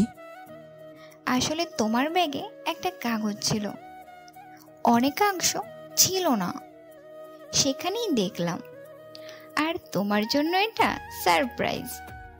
কেমন দিলাম? খুব ভালো। আমার হালকা ভয় কমে গেল। এটা জেনে যে তাহলে কিছুই জানে না। দেখতে দেখতে আজকের দিন পার হয়ে গেল। সকালে ঘুম থেকে উঠে নূপুরের সাথে ভার্সিটি চলে গেলাম। ভার্সিটিতে ঢুকতে সবাই আমার দিকে তাকিয়েছে। আমি কোনো দিকে ভালো করে না তাকিয়ে নূপুরের সাথে হেঁটে যাচ্ছি। নূপুর একটু পরপর আমার দিকে তাকায় আর অন্যদের দিকে তাকায়। তারপর আমরা আমাদের ক্লাসে চলে গেলাম। ক্লাসে গিয়ে বসতেই সবাই আমার দিকে এগিয়ে আসলো বন্ধুত্ব করার জন্য। সবার সাথে পরিচিত হলাম। সবার সাথে কথা বলতে বলতে নূপুরের কথা প্রায় ভুলে গিয়েছিলাম। হঠাৎ পাশে তাকে দেখি নূপুর মন খারাপ করে দাঁড়িয়ে আছে। আমার পাশে একটা ছেলে বসেছে, তার নাম রিয়াজ। ওর সাথেও ফ্রেন্ডশিপ হয়ে গেল। একটু পরে ক্লাসে স্যার চলে আসলো। স্যার ক্লাস করাতে শুরু করে দিল। হঠাৎ স্যারের চোখ পড়লো আমার দিকে। এই তুমি দাঁড়াও তো। তারপরে আমি উঠে দাঁড়ালাম। তোমাকে তো এর আগে এই ক্লাসে দেখি নাই। নাম কি তোমার? জি স্যার, আমার নাম জাহিদ আর আমি নতুন, আজকে আমার প্রথম ক্লাস। ওহ ঠিক আছে, মন দিয়ে ক্লাস করো আর সবার সাথে পরিচয় হয়ে নিবা। জি স্যার। ঠিক আছে, বসো। তারপর ক্লাস শেষ করে স্যার চলে গেলেন। নূপুর এসে বলল, আমার সাথে চলো তুমি। বুঝতে পারছি না এখনও আমাকে আবার কোথায় নিয়ে যাবে। কোনো প্রশ্ন না করে ওর সাথে চলে গেলাম। নূপুর আমাকে নিয়ে ক্যান্টিনে চলে গেল। তারপর নূপুর তার পছন্দ মতো খাবার অর্ডার করলো। কিছুক্ষণের মধ্যে আমাদের সামনে খাবার চলে আসলো। তারপর সব ক্লাস শেষ করে আমি আর নূপুর বাসায় চলে গেলাম। এভাবে কেটে গেল অনেক দিন। নূপুরের কেয়ারিং দিন দিন বেড়ে যাচ্ছে। আমার কেন জানি মনে হয় ও আমাকে ভালোবেসে ফেলেছে। আবার এটা ভুলও হতে পারে। তবে আমার মনে হয় নূপুরকে সব সত্যি বলে দেওয়া উচিত। কিন্তু কিভাবে বলবো আমি বুঝতে পারছি না। আজকে শরীর অনেক খারাপ লাগছে, তাই ভাবছি আজকে আর ভার্সিটি যাব না। তাই নিজের রুমে শুয়ে আছি। হঠাৎ করে নূপুর আমার রুমে আসলো। আজকে তুমি ভার্সিটি যাবে না জাহিদ? না, আজকে আমি যাব না, শরীরটা ভালো লাগছে না। আচ্ছা ঠিক আছে। তারপর নূপুর চলে গেল। আমি আমার রুমে শুয়ে রইলাম। অন্যদিকে নূপুর ভার্সিটির গেট দিয়ে ভিতরে ঢুকতেই নূপুরের সব বান্ধবী নূপুরের দিকে এগিয়ে আসলো। কিরে জাহিদ আসে নাই, তুই আজ একা কেন? জাহিদ খুব অসুস্থ, তাই আজকে আসে নাই। ও আচ্ছা, তোর সাথে আমাদের কিছু কথা আছে। বলো কি কথা? তুই কি জাহিদকে ভালোবাসিস? আমাদের তো মনে হয় ভালোবাসিস। তোরা কিভাবে বুঝলি? যেটা মানুষের হাবভাবে প্রকাশ পায়। যাই হোক, তুই জাহিদকে তোর মনের কথা বলে দে, না হলে সবাই যেভাবে জাহিদের দিকে হুমড়ি খেয়ে পড়ে আছে, কখন কি হয় বলা যায় না। কিন্তু দোস্ত, আমি ওকে ভালোবাসি, কিন্তু ওকে বলার সাহস আমি পাচ্ছি না। হয়তো ওর মনে এমন কিছু নাই। আরে জাহিদ তো তোকে ভালোবাসে, দেখিস না তুই ছাড়া তেমন কারোর সাথে কথা বলে না, কোনো মেয়েকেও পাত্তা দেয় না। কিন্তু কোনো কিন্তু না, তুই কালকে কলেজের সবার সামনে জাহিদকে প্রপোজ করবি, এটাই শেষ কথা। আর আমরা সবাই তো বাসায় আছি। আমার খুব ভয় লাগছে। কেন, কিসের এত ভয় তোর? যাকে ভালোবাসিস তাকে তোর মনের কথা বলতে পারবি না, এটা কেমন কথা? আচ্ছা বাদ দে, এখন ক্লাসে চল। কাল জানে কাজ হয়, বলে দিলাম, না হলে তোর খবর আছে। ঠিক আছে চল। তারপর সবাই ক্লাসে চলে গেল। সবাই ক্লাস শেষ করে নূপুর বাসায় চলে আসলো। আমি এখনো নিজের রুমে শুয়ে আছি। নূপুর নিজের রুমে গিয়ে ফ্রেশ হয়ে আমার রুমে এলো। জাহিদ, শরীর কেমন আছে এখন? ওষুধ খেয়েছো? আন্টি দিয়েছে, এখন ভালো লাগছে। ও ঠিক আছে। তুমি আসলে কখন? একটু আগেই আসলাম। আচ্ছা তুমি রেস্ট নাও, আমি খাবার খেয়ে আসি। তারপর নূপুর চলে গেল। এইভাবে আজকের দিনটা কেটে গেল। পরের দিন সকালে আমি আর নূপুর একসাথে ভার্সিটিতে গেলাম। তবে আজ নূপুর অন্যভাবে সেজে এসেছে। খুব সুন্দর লাগছে নূপুরকে। এবার দুজনে গেট দিয়ে ভিতরে চলে গেলাম। আর নূপুরের বান্ধবীরা এগিয়ে আসলো। জাহিদ, তোমার শরীর কেমন আছে এখন? তুমি নাকি অসুস্থ ছিলে? কিন্তু তোমরা কি করে জানলে? আমি এবার নূপুরের দিকে তাকিয়ে দেখি ও চুপচাপ হয়ে আছে। এবার আমি ক্লাসে চলে যাব, এমন সময় নূপুর আমাকে ডাক দিল। জাহিদ, তোমাকে আমি কিছু বলতে চাই সবার সামনে। বলো, কি বলবে? আমি সোজা সাপটা কথা বলতে পছন্দ করি, ঘুরিয়ে পেঁচিয়ে বলতে পারি না। আমি তোমাকে ভালোবাসি। নূপুরের কথা শুনে আমার মাথায় আকাশ ভেঙে পড়ল। এতদিন যে ভয়টা পাচ্ছিলাম সেটাই হলো। এখন কি করব আমি? কি করা উচিত আমার এখন? আমার মাথায় কাজ করছে না, মুখ দিয়ে কোনো কথাই বের হচ্ছে না। আমার থেকে কোনো উত্তর না পেয়ে আবার বলল, জাহিদ, আমি তোমাকে সত্যি অনেক ভালোবাসি। আমাকে ফিরিয়ে দিও না। আমি জানি তুমিও আমাকে ভালোবাসো, হয়তো তুমি বলতে পারছো না। এসব কি বলছো তুমি নূপুর? শুনতে পারছো না নাকি? আমি তোমাকে ভালোবাসি। তোমার সাথে আমার কিছু কথা আছে। কি কথা? এখানে না, চলো তুমি আর আমি কোথাও গিয়ে বসি। ঠিক আছে চলো। তারপর নূপুরকে নিয়ে একটা খালি জায়গায় চলে গেলাম, যেখানে মানুষ খুব কম আছে। কি কথা বলো। আসলে আমি তোমাদের সবাইকে মিথ্যা বলে আসছি এতদিন। কি মিথ্যে? আসলে আমি এতিম না, আমারও পরিবার আছে। আমার মা, বাবা আর আমার স্ত্রীও আছে। আমি বিবাহিত। আমার কথাটা শুনে নূপুরের সুন্দর মুখটা কালো আধারে ঢেকে গেল। নূপুর চুপ হয়ে আছে। নূপুর, সত্যি তুমি অনেক ভালো একটা মেয়ে। আমি তোমাকে ঠকাতে চাই না। আমি তোমাকে অনেক আগেই সব বলতে চেয়েছিলাম, কিন্তু কখনো বলার মতো সেই সময় আমি পাইনি। আমাকে তুমি ক্ষমা করে দিও। আমি নূপুরের দিকে তাকিয়ে দেখি ও চোখ দিয়ে টপ টপ করে পানি পড়ছে। আমি চোখের পানি মুছে দেওয়ার সেই সাহসও পাচ্ছি না। আমি মাথা নিচু করে দাঁড়িয়ে রইলাম। সবাইকে ছেড়ে তাহলে আপনি চট্টগ্রাম চলে আসলেন কেন? শুনবে সব কিছু? বলেন, আমি শুনতে চাই সব কিছু। তারপর আমি আমার সাথে ঘটে যাওয়া সব কিছু নূপুরকে বললাম। নূপুর আমার কথা শুনে আরো বেশি চোখের পানি ফেলছে। আমার চোখের পানিও চলে আসছে। আমি একটা মেয়ের জন্য আমার পরিবার ছেড়ে চলে আসছি। তোমরা যদি আমাকে আশ্রয় না দিতে, আমি কোথায় থাকতাম নিজেও জানি না। আমার কিচ্ছু ভালো লাগছে না, আমি বাসায় চলে যাচ্ছি। এই কথা বলে নূপুর নিজে চোখের পানি মুছে আমার সামনে থেকে চলে গেল। খুব কষ্ট হচ্ছে আমার, কি করব বুঝতে পারছি না। আমি মাথা নিচু করে বসে রইলাম আর নিজের চোখের পানি আটকে রাখতে পারছি না। কিছুক্ষণ বসে থেকে আমি বাসার দিকে চলে গেলাম। বাসায় গিয়ে নিজের রুমে চলে গেলাম। রুমে বসে রইলাম। দেখতে দেখতে আজকের দিনটা কেটে গেল। সারাদিন নূপুর আমার সাথে একটাও কথা বলেনি, আমার সাথে দেখাও করেনি। মনে হয় আমি মেয়েটাকে খুব বেশি কষ্ট দিয়ে ফেলেছি। নূপুরের জন্য খুব খারাপ লাগছে। রাতে খাবার না খেয়ে ঘুমিয়ে পড়লাম। সকালে চোখ খুলে দেখি নূপুর আমার জন্য চা নিয়ে দাঁড়িয়ে আছে। নূপুরের চোখ ফুলে আছে, আবার চোখের নিচে কালো দাগ পড়ে আছে। দেখে বুঝতে পারছি মেয়েটা সারা রাত ঘুমায়নি। তুমি কখন আসলে? অনেকক্ষণ আগে এসেছি। এসে দেখলাম তুমি ঘুমাচ্ছ, তাই আর ডাক দেয়নি। এখন ফ্রেশ হয়ে চা খেয়ে নাও। আর হ্যাঁ, কালকের জন্য সরি। সরি কেন আবার? কালকে এইভাবে চলে আসাটা ঠিক হয়নি। ঠিক আছে, সমস্যা নেই, আমি কিছু মনে করিনি। তোমার চোখ মুখ ফুলে আছে কেন এমন? এমনি, বাদ দাও, আসো নাস্তা করব। ফ্রেশ হয়ে নাও তাড়াতাড়ি। ঠিক আছে, তুমি যাও, আমি আসছি। তারপর নূপুর চলে গেল। আমি ফ্রেশ হয়ে নাস্তা করতে চলে গেলাম। নাস্তাকে আমি আর নূপুর ভার্সিটির দিকে রওনা দিলাম। তবে আজকে আগে সে বাচাল নূপুরকে খুঁজে পাচ্ছে না। যে মেয়েটা সবসময় বকবক করতো, সে মেয়েটা আজকে চুপ হয়ে আছে। কেন জানি চুপ হয়ে থাকাটা আমার ভালো লাগছে না, নিজেকে খুব অপরাধী মনে হচ্ছে। আমিও চুপ হয়ে রইলাম। কিছুক্ষণের মধ্যে আমরা ভার্সিটিতে পৌঁছে গেলাম। তারপর আমরা ক্লাসে চলে গেলাম। ক্লাসে গিয়ে চুপ করে বসে আছি। পাশে তাকে দেখি নূপুরও চুপচাপ বসে আছে, আর তার বান্ধবীরা কথা বলছে। কে রে নূপুর, তুই এমন চুপে আছিস কেন? নূপুর কিছু না বলে চুপ হয়ে রইল। নূপুরের বান্ধবী আবার বলল, কি রে নূপুর, তুই এমন চুপ করে আছিস কেন? কি হয়েছে তোর, মন খারাপ কেন? জাহিদ কি তোকে অ্যাকসেপ্ট করে নাই নাকি? আরে কি হয়েছে বলবি তো?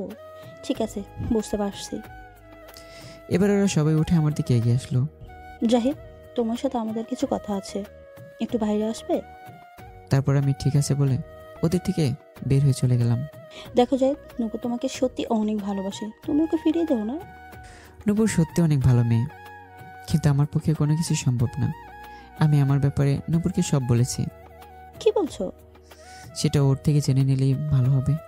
তারপর ওরা চলে গেল। আমি বাইরে বসে রইলাম। ওরা নূপুরের কাছে গেল। নূপুর, কি হয়েছে আমাদের সব বল। জাহিদ বলছে তোর থেকে জেনে নিতে। তারপর নূপুর সবাইকে সবটা বলল। সবাই কথা শুনে অবাক হয়ে গেল। সবাই অনেকক্ষণ চুপ থেকেই রইল। জাহিদ ভালো ছেলে, তাই তোকে সত্যি কথাটা বলে দিছে। কিছু তো আর করার নাই, এখন আর কি করবি? জাহিদকে তুই ভুলে যা নূপুর।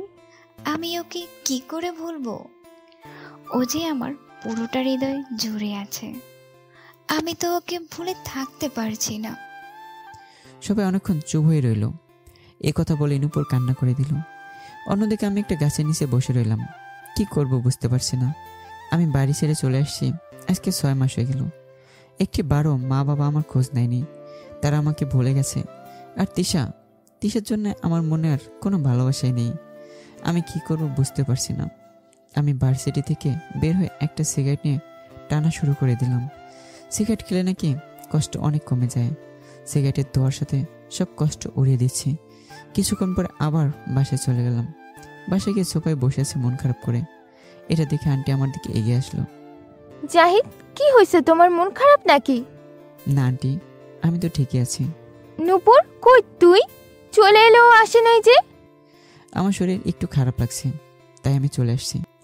তারপর আন্টি আর কিছু না বলেই চলে গেল। আমি আমার রুমে চলে গেলাম। দেখতে দেখতে আরও 3 দিন কেটে গেল। নূপুর এখন আমার সাথে ঠিক করে কথা বলে না, দরকার ছাড়া কোনো কথাই বলে না। নূপুর অনেক পরিবর্তন হয়ে গেছে। আগে নূপুরকে অনেক মিস করছি।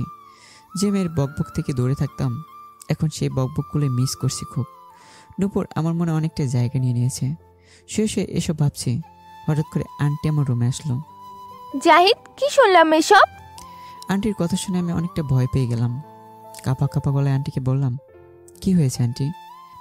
আমি কখনো ভাবতে পারি নাই তুমি আমার কাছ থেকে এত বড় একটা কথা লুকাবে, এটা আমি আশা করি নাই। আমি আন্টির কথা শুনে অনেক অবাক হয়ে যাচ্ছি। বুঝতে পারছি না আন্টি কি বলছে আমাকে। তাই আন্টিকে আবার বললাম, আন্টি আমি কি করলাম সেটা তো আমাকে বলেন। নূপুর তোমাকে ভালোবাসে কথাটা আমাকে বললে না কেন? আমাকে বললে কি আমি মেনে নিতাম না তোমাদের? তুমিও নূপুরকে ভালোবাসো তাই না? আমি আন্টির কথা শুনে আরও অবাক হয়ে গেলাম। আন্টি এসব কী করে জানলো? তাহলে নূপুর আন্টিকে বলে দিয়েছে? আন্টি কি বলছেন এসব? আপনাকে কে বলেছে? আন্টি এবার আমার হাত ধরে নূপুরের রুমের দিকে নিয়ে গেল। নূপুরের রুমে ঢুকতেই আমার চোখ বেঁধে আসলো। নূপুরের কি অবস্থা হলো? দেখো নূপুরের কি অবস্থা হলো, এটা আরও বারবার তোমার নাম নিচ্ছে। আমার মেয়েটাকে তুমি বাঁচাও বাবা, ওর কিছু হয়ে গেলে আমি কি নিয়ে বাঁচবো বলো তো? তোমাদের মাঝে কি হয়েছে আমি জানি না। আন্টি এসব বলছে আর চোখ দিয়ে পানি পড়ছে। আমি আন্টির দিকে তাকাতে পারছি না। নূপুর খাটের উপর শুয়ে আছে অচেতন অবস্থায়। আমি নূপুরের দিকে এগিয়ে গেলাম। মেয়েটা না খেয়ে অনেক শুকিয়ে গেছে, সুন্দর চেহারাটা কালো হয়ে গেছে, চোখের নিচে কালো দাগ বসে গেছে। এইসব কিছু আমার জন্য হয়েছে। আমি মেয়েটার ভালোবাসা বুঝতে পারিনি। এসব ভাবতে ভাবতে আমার চোখ দিয়ে পানি নামতে শুরু করে দিল। আমি গিয়ে নূপুরের মাথার পাশে বসলাম, আর ওর মাথায় হাত রাখতে নূপুর নিজের চোখ খুলে আমার দিকে তাকালো আর চোখ দিয়ে পানি ছেড়ে দিল। আমি নূপুরকে বললাম, এমন করছো কেন তুমি নূপুর? নিজের সুন্দর জীবনটা কেন আমার জন্য নষ্ট করছো তুমি? নূপুর কিছু না বলে কান্না করে যাচ্ছে।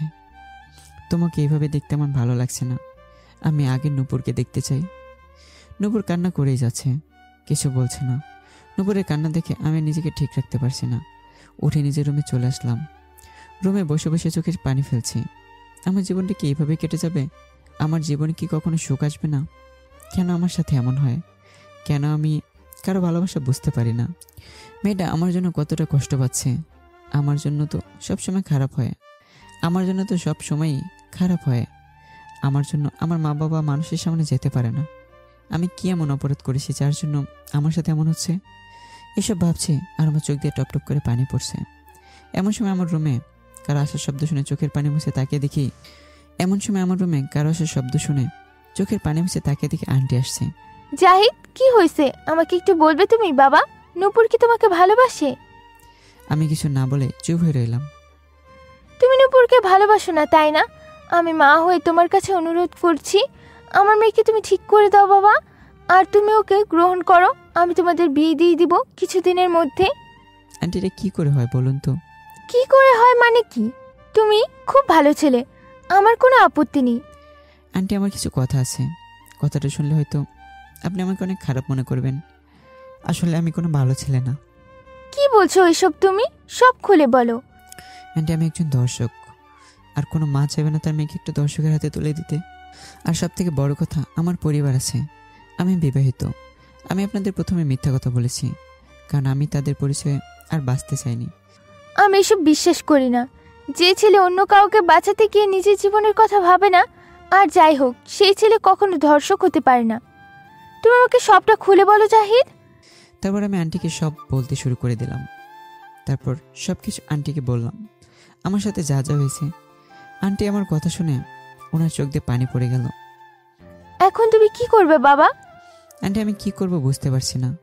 নূপুর আমাকে ভালোবাসে, আমি হয়তো নূপুরকে ভালোবেসে ফেলেছি, কারণ কিছুদিন ধরে আমার কোনো কিছুই ভালো লাগছে না। আর আমার পক্ষে নূপুরকে বিয়ে করা সম্ভব না। আমি এখনো আমার আগের স্ত্রীকে ডিভোর্স দিইনি।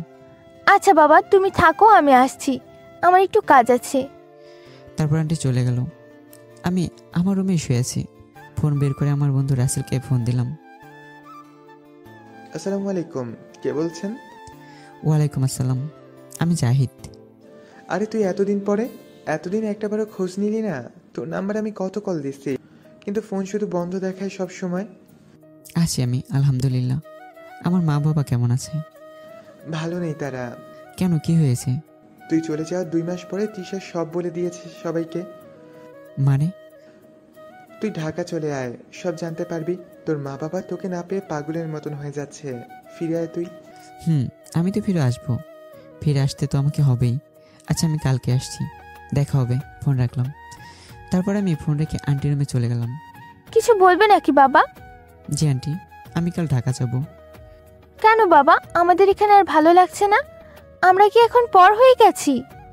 আন্টি, আমি একেবারে যাচ্ছি না, আমি তো আবার ফিরে আসবো।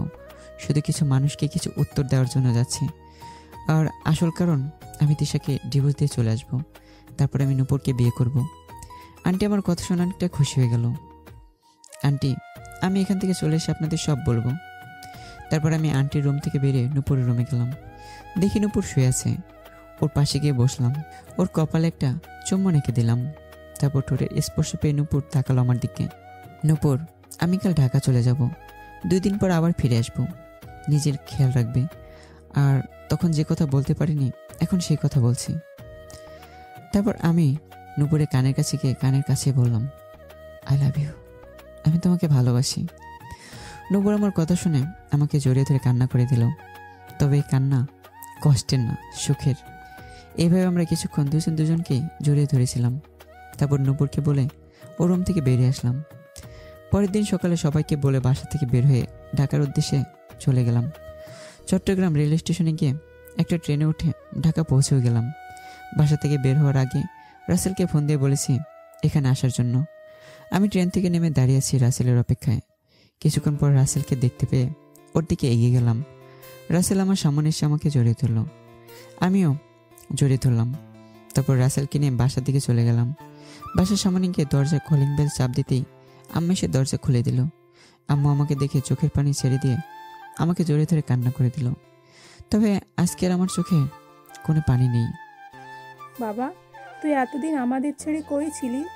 তোকে কত জায়গায় খোঁজ করেছি, পাইনি, তোর কোনো খোঁজ পাইনি। তোমরাই তো আমাকে বাড়ি ছাড়তে বাধ্য করলে। আমি তোমাদের এত অবহেলা মেনে নিতে পারছিলাম না। এবার রুম থেকে বাবা বের হয়ে আসলো। বাবা আমাকে দেখে আমার দিকে এগিয়ে আসলো আর আমাকে খুব শক্ত করে জড়িয়ে ধরলো।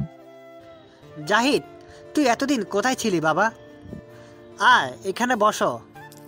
তারপর আমি গিয়ে আব্বুর পাশে বসলাম।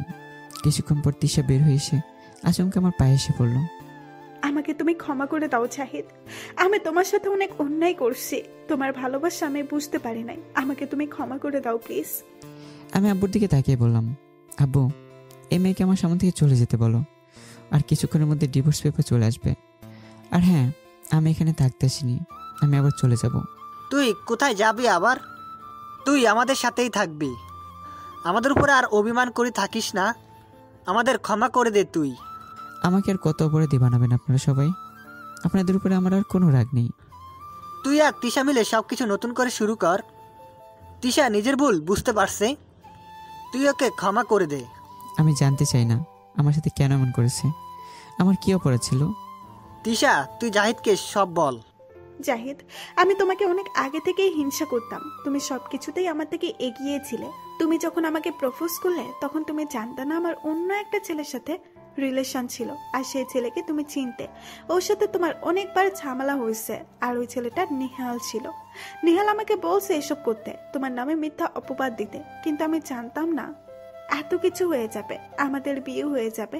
আমাদের বিয়ের আগে আমি নিহানকে জানাই, নিহান আমাকে বলছে বিয়েতে রাজি হতে। তুমি চলে যাবার পরে আমি জানতে পারি নিহানের আরো অনেক জায়গায় রিলেশন আছে, অনেক মেয়ের সাথে রিলেশন করে। হঠাৎ একদিন রাতে নিহান তার কাছে আমাকে ডেকে নিয়ে যায়। তারপর সে আমার সাথে খারাপ কাজে লিপ্ত হতে চেয়েছে, আমি তাকে বাধা দিলাম, ওর গায়ে হাত তুললাম। তারপরও আমাকে বলে ও নাকি আমাকে ভোগ করার জন্য আর তোমাকে সাহায্য করার জন্য আমার সাথে রিলেশন করছে। তিশা কান্নামাখা গলায় আমাকে সব বলতে শুরু করে দিল। তিশা কথাগুলো বলে আমার পায়ের উপরে আবার পড়ে গিয়েছে। আমি জানি আমার এই অন্যায়ের কোনো ক্ষমা নেই, তারপরেও বলছি আমাকে তুমি ক্ষমা করে দাও জাহিদ। তারপর আমি তিশাকে দাঁড় করালাম। ঠিক আছে, আমি আপনাকে ক্ষমা করে দিলাম। কিছুক্ষণ পরে রাসেল ডিভোর্স পেপারটা নিয়ে চলে আসলো। আমি আমার সিগনেচার দিয়ে তিশার দিকে এগিয়ে দিলাম। এটা কি? Divorce paper. আমি সিগনেচার করে দিয়েছি, এবার আপনি আপনার সিগনেচারটা করে দিন। আর আমাদের মাঝে বিয়ে নামক মিথ্যে বন্ধনটা আর থাকবে না। তিশা হয়তো এমনটা আশাই করেনি, আমার মা বাবাও করেনি। সবাই আমার দিকে তাকিয়েই রইল অবাক চাহনিতে।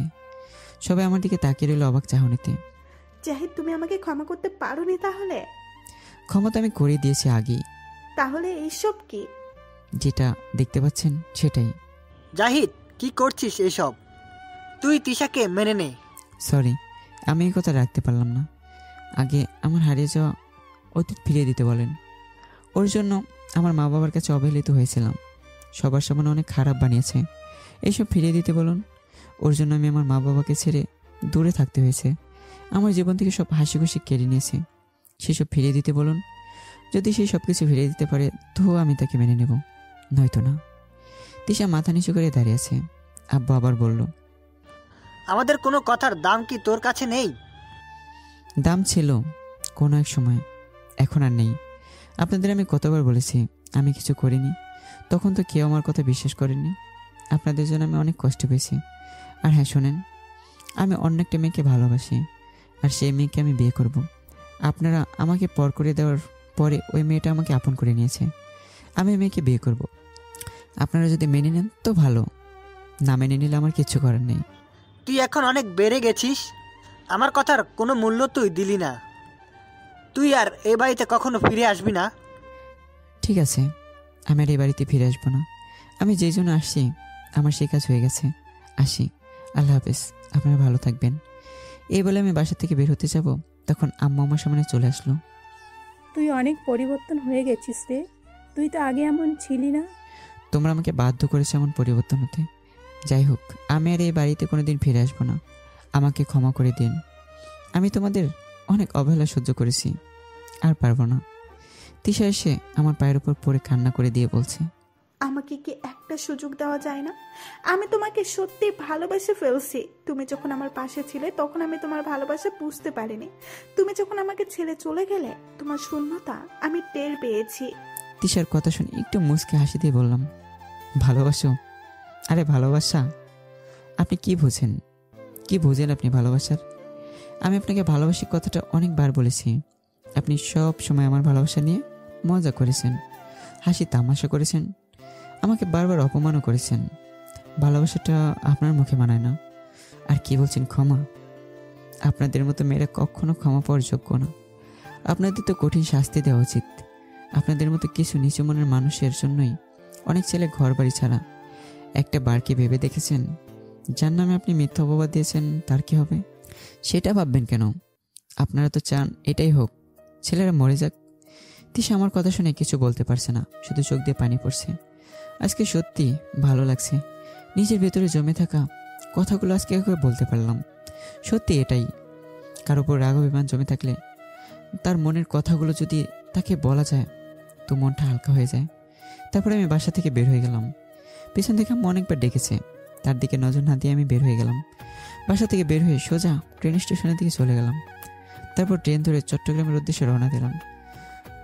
4 ঘন্টা পরে চট্টগ্রাম পৌঁছে গেলাম। ট্রেন স্টেশনের থেকে বের হয়ে আমি বাসায় চলে গেলাম।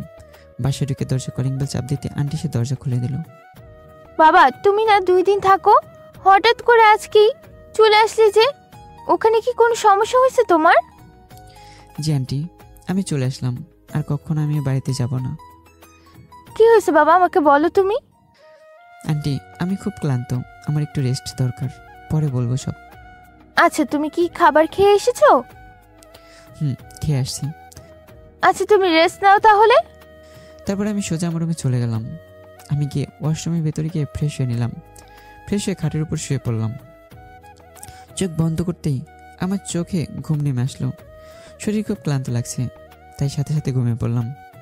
ঘুম থেকে উঠে দেখি চারদিক অন্ধকার হয়ে গেছে। ঘড়িতে তাকিয়ে দেখি সন্ধ্যা 7টা বাজে। ঘুম থেকে উঠে হাত মুখ ধুয়ে নিজের রুমে বসে রইলাম। আজকে কেন জানি একটা অজানা ভালো লাগে কাজ করছে আমার ভিতরে। হঠাৎ করে আমার রুমে নূপুর আর আন্টির আগমন ঘটে। আন্টি বলল, আমি ফিরে আসি নাকি? তাহলে এবার বলো, ওখানে কি হয়েছে? আমি আন্টিকে আর নূপুরকে সবটা বললাম। আন্টি আমার কথা শুনে আমাকে বলল, দেখো, বাবা মাকে ছেড়ে এভাবে চলে আসে ঠিক হয়নি তোমার। আন্টি, আমার মা বাবা আমাকে বিশ্বাস করে না। একটা মেয়ের কথাই বিশ্বাস করেছে। দিনের পর দিন আমি অবহেলার শিকার হয়েছি। আমার আর কিছু বলার নেই বাবা। আন্টি, আমি একটা কথা বলতে চাই। কি কথা? আমি নূপুরকে খুব তাড়াতাড়ি বিয়ে করতে চাই, আপনার যদি আপত্তি না থাকে তো। আমার কথা শুনে আন্টি অনেকটাই খুশি হয়ে গেছে। আমি নূপুরের দিকে তাকিয়ে দেখি ও আমার দিকে তাকিয়ে একটা মুচকি হাসি দিল। লজ্জায় লাল হয়ে রুম থেকে বের হয়ে গেল। তোমার বাবা মা কি মেনে নেবে? আন্টি, বিয়েটা আমি করব, সো কে মেনে নিল আর কে না নেবে তাদের কথা ভেবে লাভ নেই। আপনার কোনো আপত্তি আছে কিনা সেটা বলুন। না বাবা, আমার কোনো আপত্তি নাই। তারপর আন্টির সাথে আরো কিছুক্ষণ কথা বলে সবকিছু ঠিকঠাক করে নিলাম। আর 2 দিন পরে আমাদের বিয়ে সবকিছু ঠিকঠাক করা হয়ে গেছে। দেখতে দেখতে বিয়ের দিন চলে আসলো। কাল আমাদের বিয়ে। হলুদ শেষ করে নিজের রুমে শুয়ে আছি। হঠাৎ অজানা নাম্বার থেকে কল এলো।